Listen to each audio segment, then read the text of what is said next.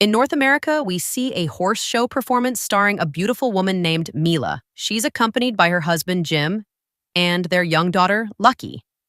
The three of them sit among the audience, watching Mila perform with her horse. Jim looks very proud of his wife's performance, while Lucky eagerly eats strawberries from a bowl in front of her. We learn she absolutely loves strawberries. Then, Mila attempts a risky stunt on her horse. But sadly, she falls and dies right in front of her husband and daughter. Jim is devastated by Mila's death. From that moment, he becomes deeply traumatized by horses and grows to hate them.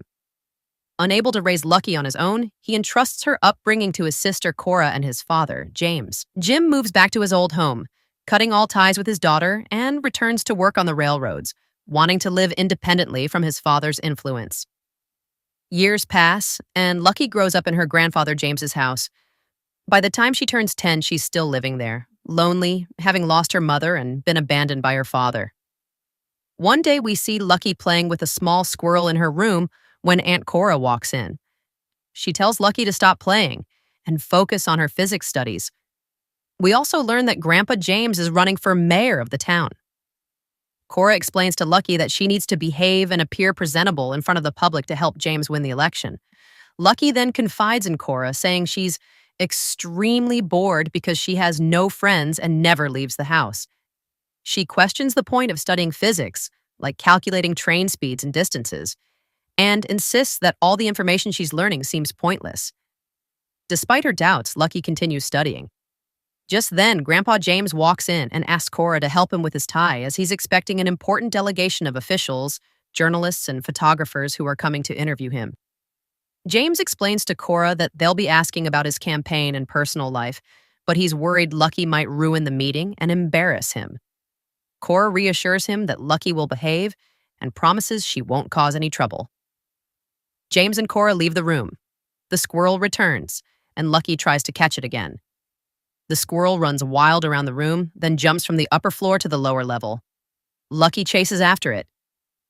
Meanwhile, James is at the front door welcoming the delegation. As they enter the house, they're shocked to see Lucky hanging upside down from a rope tied to the ceiling.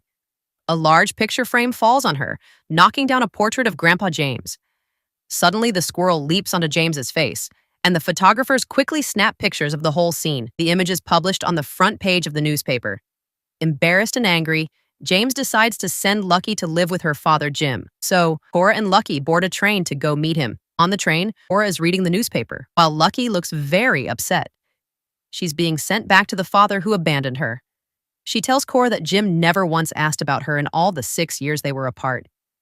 She feels like her grandfather is punishing her by sending her back. Cora tries to comfort her, saying they're only going to stay with Jim for the summer until the election is over, and that he had no choice but to leave her back then. It wasn't just Jim's decision, but one made by the whole family. Still, Lucky refuses to believe it. She's convinced her father intentionally abandoned her. A little while later, Cora leaves to get a drink from the station. Lucky opens the train window and sees a rare and stunning wild horse running alongside the train, leading a herd of wild horses behind it. She's completely mesmerized, and it stirs something inside her. A deep connection to horses she inherited from her mother, Mila.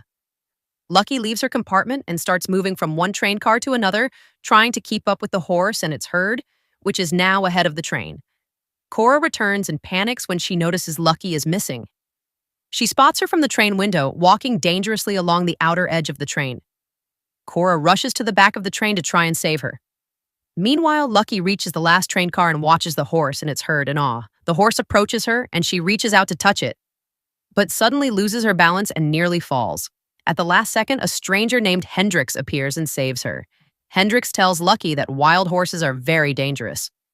Cora then arrives, thanks him for saving Lucky, and takes her back to their compartment. Shortly after, After a while, the train arrives at the station. Lucky appears visibly upset because her father didn't bother to come and greet them. Meanwhile, we see Hendrix getting off the train with his gang. He tells them he spotted a herd of wild horses nearby and suggests they capture and sell them. With the money, they could buy return tickets and even have a lot left over to spend. Lucky overhears Hendrix's plan and becomes very upset. She then learns about a nearby horse show and decides to sneak off while her aunt is distracted. At the show, she witnesses an impressive horse performance. The host of the event, named Granger, appears on stage with his daughter, Prue, who's also part of the show. We find out that Granger owns several horse stables and that his daughter inherited his love for horses. Prue notices Lucky in the crowd and instantly recognizes her as Mila's daughter due to the strong resemblance. She warmly greets her and gives her a scarf that once belonged to Lucky's mother. Lucky is deeply touched. Granger introduces his daughter, Prue, who performs a stunning routine with her horse. Soon after, Cora finds Lucky and tells her she was very worried when she disappeared. The two then try to figure out where Jam's house is. A young boy named Snips appears with his small donkey and offers to take them to the house for a single cent. Cora agrees and gives him the coin. Snips then points to a house, claiming it's the one they're looking for. Just then, his older sister Abigail appears, throws a rope to pull Snips back, and apologizes for her brother's behavior. She returns the cent to Cora and tells Lucky that her mother, Mila, was very well known in town. At that moment, Granger calls out for Prue to return to the show. Prue quickly says goodbye to Lucky and rushes off. On the way to Jam's house, Lucky tells her aunt about her sudden love for horses. She says it started when she saw two girls her age riding horses in the festival. But Cora quickly changes the subject. She doesn't want Lucky to get too attached to horses like her mother did. She believes Mila's love for horses is what led to her death. She trusted her horse too much and it betrayed her. When they arrive at the house, Jam welcomes them and takes Lucky upstairs to show her her new room. He had decorated it with strawberry-themed wallpaper because he remembered how much she loved strawberries as a child. He notices the scarf and asks where she got it. Lucky explains that a friend of her mother gave it to her. Jam tells her she's grown and looks a lot like Mila now. Suddenly, they hear Cora screaming. She's seen a mouse. Jam leaves to check on her while Lucky begins unpacking. As she puts her clothes away, she notices a small opening behind the wardrobe. She pushes it aside and finds a secret room filled with her mother's belongings: clothes, equipment, and old posters from her horse shows. Lucky lets her hair down and smiles, then hears the sound of a horse neighing, the same one she saw from the train. She opens the window and realizes the sound is coming from nearby. She quickly rushes out and heads toward the noise. She finds a stable next to an open area surrounded by a fence meant for horses. Inside the stable, she hears the horse again, and it sounds like it's in pain. She realizes this stable belongs to Granger's family and that he had rented it out to Hendrix and his gang. Suddenly, the stable doors burst open. The horse charges out with Hendrix riding it. It runs wildly, throws him off, and charges toward him. Hendrix narrowly escapes by jumping over the fence. Seeing Lucky, he warns her again that horses are dangerous. Then he and his gang regroup, tie the horse down with ropes, and begin to break and abuse it in an attempt to tame it. Meanwhile, Prue runs to her father and tells him what Hendrix is doing to the horse.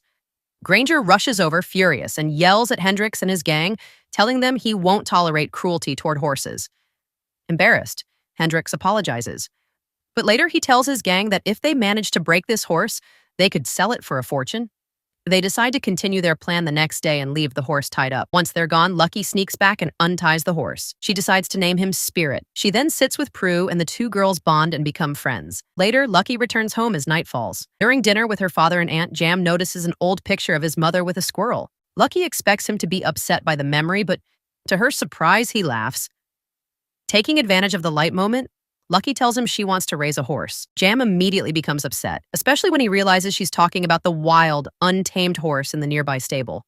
The next day, Lucky wakes up and leaves the house heading to the stable to check on Spirit. She arrives and meets Prue, who starts talking to her about horses. Prue tells her that wild horses need special training and patience, and that Lucky must show Spirit she trusts him so they can get used to each other. And he becomes obedient because horses love when their owner shows confidence in them. After that, Lucky gives Spirit a potato to eat, but he refuses. Just then, Abigail arrives and hands Lucky an apple, suggesting she try feeding Spirit an apple instead. Spirit happily takes the apple from Lucky's hand, showing he loves apples, and Lucky is thrilled because Spirit finally eats from her hand. When Lucky returns home, she finds a box full of apples in front of the house. Jim had collected them from their garden. She takes the apples back to Spirit and keeps feeding him through the night. Spirit seems very happy with the care he's getting from Lucky. That night, we see Lucky sitting with her friends, Prue and Abigail. Then we cut to Hendrix, who is watching them from a distance. He observes how they treat the horse and realizes that Spirit has started to care for Lucky. The next day, Lucky rides Spirit for the first time. When Snips opens the stable door, Spirit suddenly bolts, running toward the mountains with Lucky on his back. Prue and Abigail quickly follow on their horses to rescue her. Meanwhile, Snips gets worried and rushes to tell her father, Jim, what happened. He tells him that the horse took Lucky and ran toward the mountains. Jim panics and, along with Granger, hurries off in that direction to save her.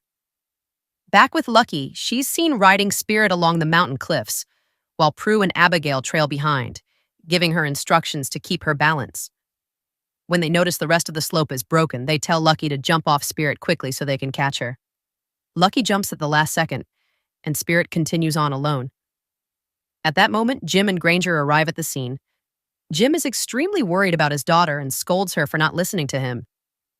He takes her home, still upset, and tells her she's too stubborn and that he has decided to send her back to her grandfather, James. Lucky is heartbroken and tells him that he's abandoning her again. She runs to her room in tears. That night, Lucky sneaks out of the house without her father or aunt noticing. She takes some apples and walks into the forest, following the railway tracks until she meets Spirit and his herd. They gather around her as she feeds them the apples, and the horses seem happy and at peace. Suddenly, Hendrix and his gang appear, carrying ropes to capture the horses. Lucky tries to stop them, but Hendrix pushes her away. At that moment, the train arrives, and the gang begins loading the horses into the train cars and locking them in. They fail to capture Spirit. Before they leave, Lucky overhears them saying they're taking the horses to the port to smuggle them on a cargo ship. The train departs with the horses, and Lucky returns to the village with Spirit, who trusts her to help him rescue his family. She heads to Granger's stable and finds Prue there. Lucky tells her about Hendrix capturing the horses and says they must save them before they reach the cargo ship. Prue takes out a map and tells Lucky that the port is very far away and that if they follow the train, they won't make it in time. Lucky remembers the physics lessons she never liked and realizes their value now. She calculates the train's speed, distance, and travel time, and tells Prue that the train must stop every 100 miles. She points to the next station where the train will stop, a place with a large water tower. Lucky explains that if they take a shortcut through the mountains, they can reach the station before the train. She also tells them that in order to free the horses, the train has to be stationary. Just then, Abigail arrives and hears the plan. Although both Prue and Abigail are hesitant at first, they eventually agree to help Lucky so she doesn't go on this dangerous adventure alone. The three of them ride out on their horses with Lucky on Spirit. They head through the mountains until they reach a high plateau connected to another by an old, crumbling bridge. They try jumping from a closer point. When it's Lucky's turn, she and Spirit can't make it across and fall into the valley. Fortunately, neither of them is hurt. After a while, Spirit manages to climb back up again. They continue on until they reach a narrow and dangerous rocky path. Lucky trusts Spirit, and he carefully makes his way across, encouraging Prue and Abigail to follow with their horses. They all successfully cross the path and keep going until they reach a spot near the water tower, where they happily decide to camp for the night.